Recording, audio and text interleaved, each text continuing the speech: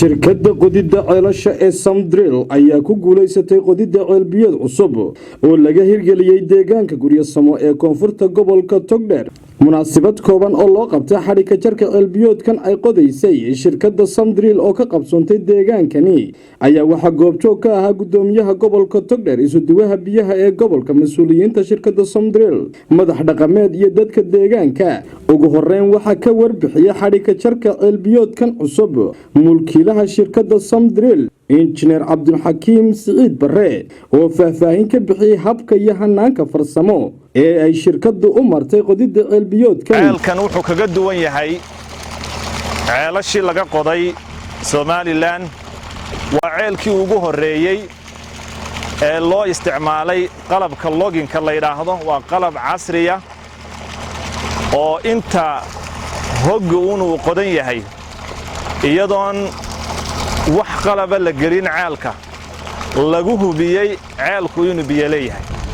waa ceelkii ugu horeeyay ee nasiib u heshay boorka halka yaala. boorkaasi waa boorkii aanu ku sameynay loginka wuxuuna ka turjumayaa xogtii ceelka oo dhameystiran. ceelkan shirkadda ayaa markii hore baadhay qaybtayada baadhista biyaha ee Somgeo. markaa waxaan nasiib u yeelanay inaanu baadhnayna oo meesha laga qoday anaku doornay iyo inaanu qodnay iyo waliba inaanu intii aanan wax qalaba gelin aanu ku hubinay qalabka casriga ah. shirkaddu aad bay ugu dadaashay ceelkan. ilaahay baa mahad leh. aad iyo aad baan ugu mahad celinaynaa community-ga sida wanaagsan ay noola shaqeeyeen odayaashooda iyo inta deegaanka ku noolba. dadka deegaanku ay dhaxalkaas iyo raasamaalka inay yeeshaan. ceelkaasaanu maanta wareejinaynaa oo aanay waxba ka dhinayn.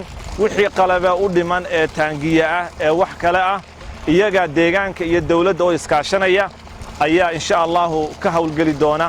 dhankooda waxa iyaguna ka hadlay xadhiga jarka ceelbiyoodkan deegaanka Guryasamo gudoomiyaha gobolka Togdheer Maxamed Diiriye Xayd isuduwaha wasaaradda horumarinta biyaha ee gobolka iyo mid ka mid ah madax dhaqameedka deegaanka oo ku bogaadiyay shirkadda Samdrill muddada kooban ee ay ku qoday ceelbiyoodkan cusub. waxaan u mahad celinayaa injineerka shirkadda iyo tiimkiisa dadkii qurba joogaha ama qolqol joogbaha ee uu sababaha biyaha arkaysaan qulqulayaan inay halkan ka yimaadaan. aad baan ugu mahadnaqaynaa shirkadda runtii iska xil saartay biyaha macaan ee xareedda ah ilaahay ku guuleeyay inay noo soo saaraan ee qaabka cilmiga ah ee casriga ah u qoday. waana runtiisa waa qaabkii waa ceelkii ugu horeeyay ee logshiitiisa. waxaan halkan ugu mahadnaqayaa Cabdixakiim iyo kamarigiisa.